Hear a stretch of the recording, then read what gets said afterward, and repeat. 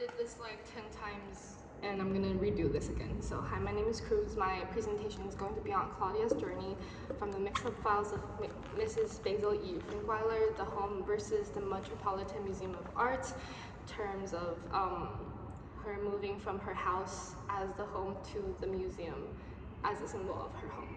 So, introduction, of course, we know, like in the book, it's about a young girl named Claudia running away to New York City, and her journey is not only physical but also emotional as she goes through both a transition of place and identity.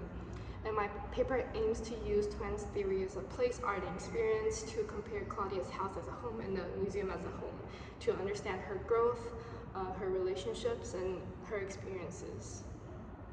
Okay, moving on.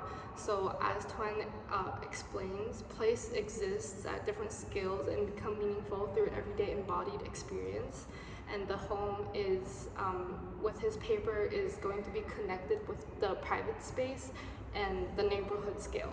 The museum is going to be connected with public space and city scale, and both are made into her home. So next on slide 4. So in Twen's paper, he says that we go to all kinds of places but return home or to home-like places. Home is where life begins and ends, so where somebody's day starts and ends. So the emotional connection with the place and the feeling of being secure is where it makes someplace someone's home. So the number one is Claudia's house. Evidence of this is that she sends in a cereal coupon to be sent to her house. By the time she returns, she gets to get the coupon. And with the museum, she leaves her and her brother's personal belongings in the museum, possibly signifying that the museum is also somewhere they like to return. On the next slide, we see descriptions of the house as being a neighborhood scale. It's small scale, it's full of familiar environment, and it's known intimately, often without residents realizing it. It's shaped through the subconscious and through repeated daily acts.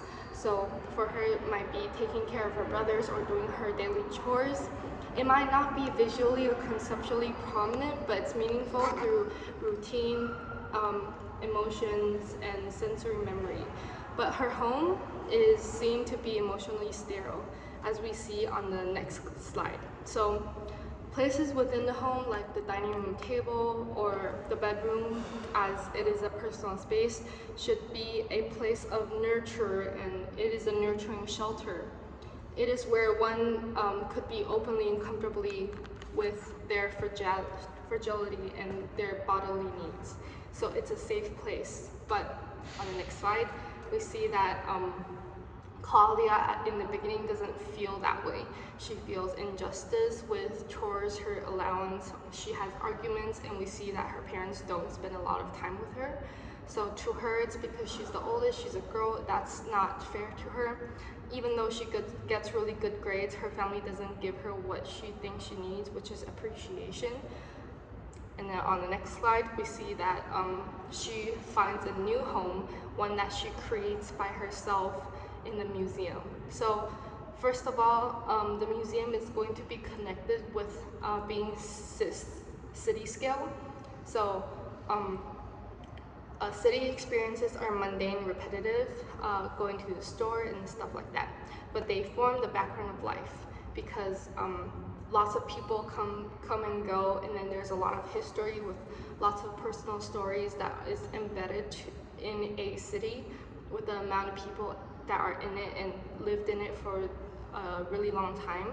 And it's built entirely by people and for people, contains experiences of people in the past.